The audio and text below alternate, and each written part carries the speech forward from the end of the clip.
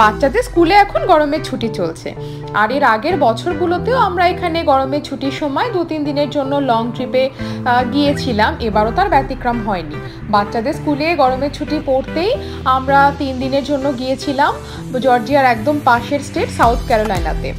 বাচ্চাদের বিচ ভীষণ পছন্দ, সেই সাথে আমারও বিচে ঘুরতে খুব ভালো লাগে। আর সাউথ ক্যারোলাইনার মার্টেল বিচ খুবই ফেমাস একটা জায়গা। তো আমাদের হোটেলটা মার্টেল বিচের একদম কাছেই ছিল। 2 দিন টানা মার্টেল বিচে আমরা খুব ভালোভাবে ঘুরেছি। আর 3rd দিন গিয়েছিলাম চার্লসটন সিটি দেখতে। তো আজকে সবার সাথে আমি চার্লসটন সিটির ভিডিওই শেয়ার করছি। সবাই সাথে থেকে পুরো ভিডিওটি দেখতে থাকুন, আশা করি ভীষণ ভালো লাগবে। মার্টেল বিচ থেকে চার্লসটন সিটির ডিস্টেন্স প্রায় 2 ঘন্টারও বেশি সময়, আর এই সবগুলোই কিন্তু সাউথ ক্যারোলাইনা স্টেটের মধ্যেই পড়ছে। আসার সময় রাস্তার দুপাশে সৌন্দর্য দেখতে দেখতে মুগ্ধ হয়ে যাচ্ছিলাম। প্রকৃতি এখানে নিজেকে ঢেলে সাজিয়েছে। এই রাস্তার পথে অনেকগুলো ব্রিজ পড়েছে, আর এই যে সামনে যে ব্রিজটা আপনারা দেখতে পাচ্ছেন, এই ব্রিজটাও কিন্তু ভীষণ সুন্দর। আমি জানি না ক্যামেরায় কতটা কি ক্যাপচার করতে পেরেছি, কিন্তু খোলা চোখে দারুণ লাগছিল দেখতে। আর এই যে কুপার নদী চার্লসটন সিটিটাকে চারপাশ থেকে ঘিরে রেখেছে। আমরা আর একটু পরেই চার্লসটন সিটিতে ঢুকে যাব। চার্লসটন সিটি বিভিন্ন কারণে বিখ্যাত। এখানের ওয়েল প্রিজার্ভ হিস্টোরিক আর্কিটেকচারের জন্য চার্লসটন সিটি বিখ্যাত। এখানের বেশিরভাগ বিল্ডিংগুলোই কিন্তু 18-19 সেঞ্চুরিতে তৈরি করা হয়েছিল। আমেরিকার বিভিন্ন পর্যটন কেন্দ্রগুলোর মধ্যে চার্লসটন সিটিও একটা অন্যতম। এখানে প্রত্যেক বছর প্রচুর পর্যটক আসে, আর আমি নিজেও ঘুরে দেখেছি, ভীষণ ভালো লেগেছে। এখানে খাওয়া দাওয়া স্পেশালি সি ফুডের জন্য আর বিভিন্ন রকম ট্রেডিশনাল সাউদার্ন ডিশেসের জন্য এই সিটিটা বিখ্যাত। একই সাথে আর্ট অ্যান্ড কালচারের জন্য বিখ্যাত। এখানে প্রচুর মিউজিয়াম গ্যালারিজ রয়েছে, আর্ট গ্যালারিজ রয়েছে। সারা বছর বিভিন্ন রকম ফেস্টিভ্যালের মধ্যে দিয়ে এখানে কাটে। সেই সাথে রয়েছে কলেজ অফ চার্লসটন। এটাও ইউনাইটেড স্টেটসে যতগুলো ওল্ডেস্ট ইনস্টিটিউশন রয়েছে হায়ার এডুকেশনের জন্য, তার মধ্যে একটা অন্যতম। তো আমরা এত কিছু একদিনে কভার করতে পারবো না। এখন আমরা on the way to Angel Oak Tree. এই অ্যাঞ্জেল ওক ট্রি চার্লসটন সিটির সৌন্দর্য আর মাহাত্ম্যকে আরও অনেকটা এনহ্যান্স করেছে।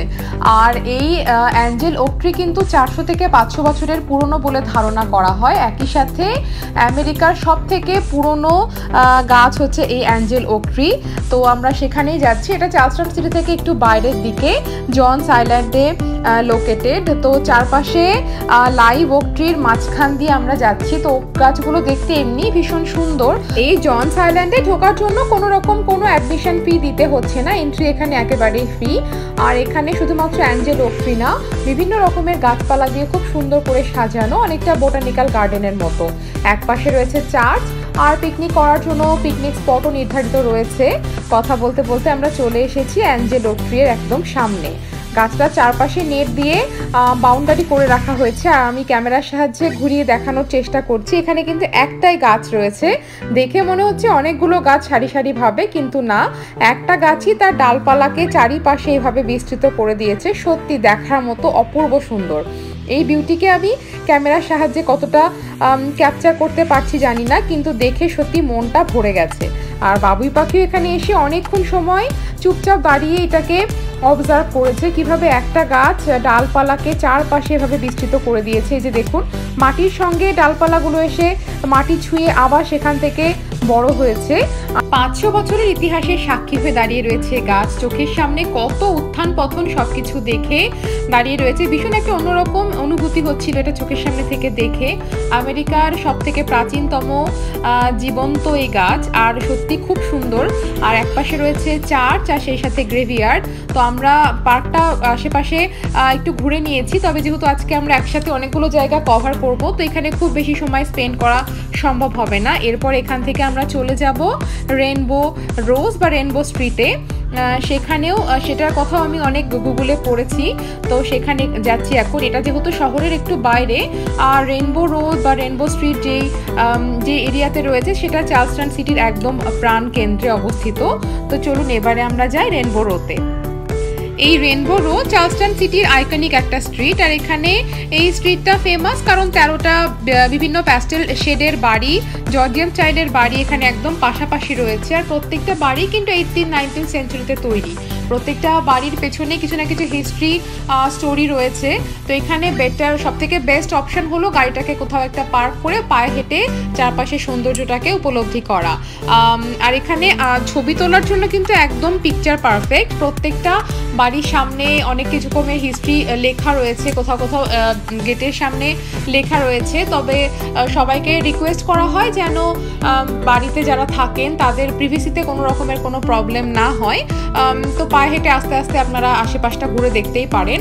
আর এই প্যাস্টেল শেডের বাড়িগুলোকে দেখার সবথেকে পারফেক্ট সময় হচ্ছে আর্লি মর্নিং অথবা সানসেটের সময়। তবে আমরা যেহেতু অনেকটা দূর থেকে এসেছি, একদম এক্স্যাক্ট এই সময়গুলোতে আসা সম্ভব না।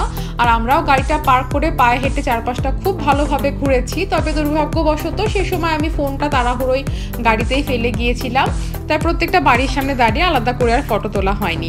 আর এই রেনবো রোডটা কিন্তু চার্লস্টন সিটির একদম হার্টে বা প্রাণকেন্দ্রে অবস্থিত। এর আশেপাশে আরও অনেকগুলো পার্ক রয়েছে, রয়েছে কুপার নদী, নদীর পাশ দিয়েও আপনি নদীর ধার দিয়েও হেঁটে হেঁটে যেতে পারেন। তো আমরা রেনবো রোতে ঘোরার পরে এখন এই কুপার নদীর ধারে চলে এসেছি। এই রাস্তায় কিছুক্ষণ হাঁটাহাঁটি করে আমরা চলে যাব এবার ওয়াটারফ্রন্ট পার্কে। এই যে দেখতে পাচ্ছেন নদী, আর আকাশ আজকে ভীষণ মেঘলা ছিল, তো সেই কারণে খুব ঠান্ডা ঠান্ডা হাওয়াও দিচ্ছিল, মনটা সত্যি ভরে যাচ্ছিল। এবার আমাদের লাস্ট ডেস্টিনেশন হচ্ছে ওয়াটারফ্রন্ট পার্ক। চলুন এবার সেখানে চলে যাই।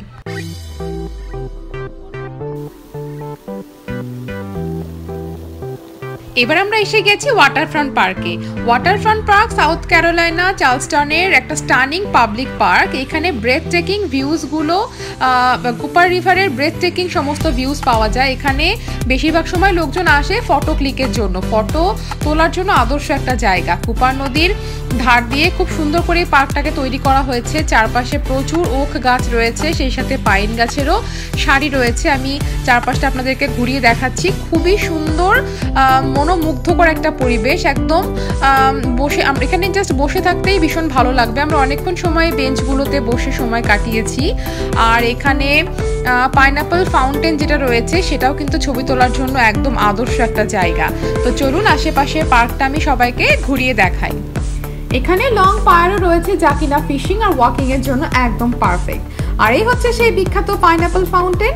এর সামনে ছবি তোলার জন্য লোকের লম্বা লাইন, পাশে রয়েছে কুপার রিভারের ব্রেথ টেকিং ভিউজ। সব মিলিয়ে আমাদের চার্লসটন সিটির ট্যুরটা আজকে এখানেই শেষ হচ্ছে। আমার তো চার্লসটন সিটি ভীষণ ভালো লেগেছে, ভীষণ সুন্দরভাবে সাজানো গোছানো পরিপাটি একটা শহর। আর আপনাদের কেমন লাগলো কমেন্টে জানাতে অবশ্যই ভুলবেন না। সবাই ভালো থাকবেন, সুস্থ থাকবেন, দেখা হবে পরের ভিডিওতে। ভিডিওর একদম শেষ প্রান্তে আপনাদের জন্য রইল কিছু স্টিল পিকচার। সবাই কমেন্টে অবশ্যই জানাবেন এই ভিডিওটা কেমন লেগেছে, স্পেশালি চার্লসটন সিটির বিউটি আপনাদের কতটা ভালো লেগেছে সেটাও জানাতে ভুলবেন না। আর এখন প্রায় সন্ধে হয়ে এসছে, আর আমাদেরকে অনেকটা ডিস্টেন্সে আবার ফিরতে হবে, তাই আমরা এখন এখান থেকে বেরিয়ে যাচ্ছি। সবাই ভালো থাকবেন, দেখা হবে পরের ভিডিওতে।